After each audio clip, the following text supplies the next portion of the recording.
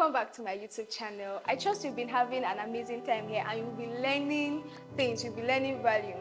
Today we're going to be talking about what vision should be. Last week we started a discussion on personal development and we talked about identity, what identity is, who you are, and then we touched a bit on purpose, why you exist. So today we're going to be talking about what vision is. Right, I have my definition of vision. I said it's a clear, inspiring foresight of what you want to achieve in the future. A vision is a clear, inspiring foresight of what you want to achieve in the future, where you want to be. Right, at the end of 80 years, 90 years, when you are checking out of this body, what you must have achieved or where you see yourself is what a vision is, right? Some dictionaries will say vision is defined as perceived potential future events. All right, something you perceive is going to happen. For instance, you can have the vision of becoming the most sought after public speaker, nurse, surgeon, just name it, whatever it is that you've chosen to become. That is what your vision is. Something that you've set before you, that in the next 20, 30, 40, 10 years, 5 years, this is what I want to do, or this is where I want to be, right? That you see most vision statements starts with to be a or to become, because it is what that's at the crux of everything. At the end of the day, what the summation of your life will look like. That is what vision is, all right? So last week I said we talked about identity, who you are, right? Identity is, if you want to know more on identity, you should check our last video on identity, right? And then you can pause this video, go back to the last video, watch identity, and then come back to continue this discourse. Identity is who you are, and then purpose is why you exist, right? In crafting your vision, right, it is very important that you must first of all understand your identity, who you are, and then your purpose, why you exist. Both of them, I said in the last video that identity and purpose together forms your vision. Identity and purpose together is what bets your vision, and then your vision is what will bet your goal, and then you can break down your goal into tasks, long-term goals, short-term goals, 10 years goals, 5 years goals, 6 months, 3 months, as the case may be.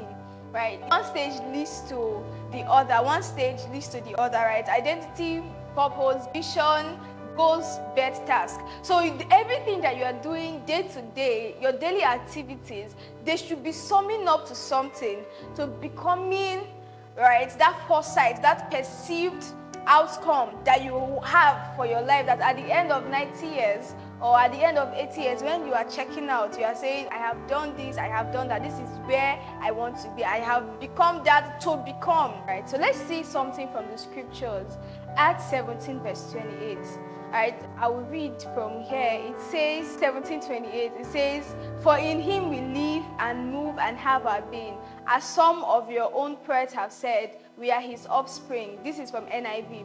Right, this was Paul talking to the guys at Athens when he went to the Athens, and then he saw in their temple they were making sacrifices to an unknown god, and then Paul was trying to let them know that this unknown god is actually the God of the universe, the creator of the universe, Yahweh himself. And then he said, in this God, in him we move, in him we live and have our being. Now let me explain what that is and how it relates with our vision. In him we live actually means that God is our source of life, right? We owe him our existence, right? God is the giver of life. From Genesis chapter 2 verse 7, we see that God breathed into man and man became a being. Man became a living being. So the source of man's life comes from God, right? And then in him we move means that our strength, both our physical strength, both our spiritual strength, comes from God. That you can't literally do anything without God's strength. You see in Psalms many times, you will see he will say, the psalmist will say something like, "It is you who arms me with strength. God has strengthened me. God has placed my bones with strength," as the case may be. So you see that strength comes from God. The strength to make decisions, the strength to live life, the strength to make movement, even your daily activities, your goal, tasks, the high priority, low priority task that you set for yourself.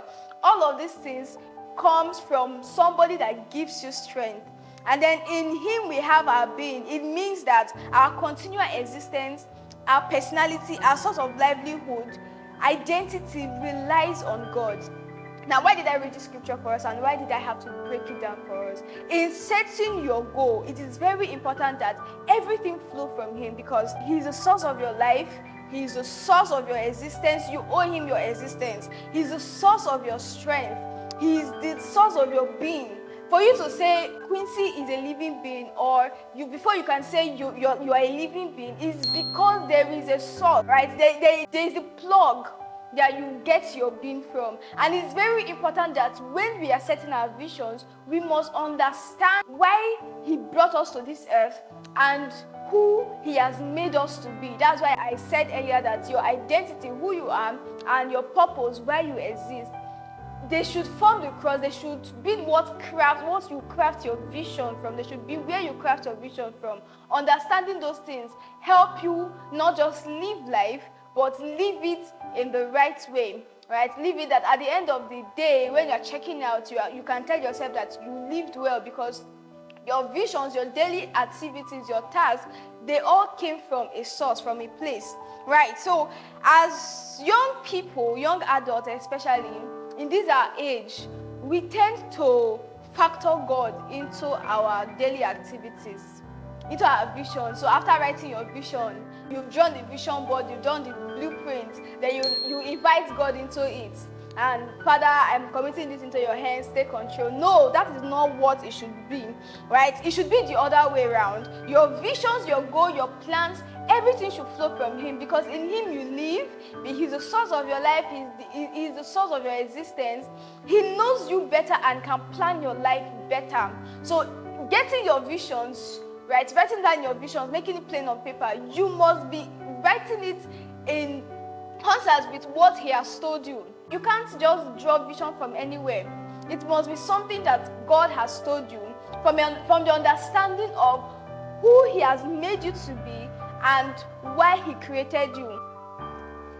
So in our next video, I will be showing us how to set God-driven vision. How to set God-driven vision. Now that you know that your vision should come from understanding who God has created you to be and understanding why God created you, I'm going to be showing us how we can craft God-driven vision and also help you with some practical tools for the vision. Don't forget to like and subscribe to this channel if this gives you value. I'll see you in my next video. Bye.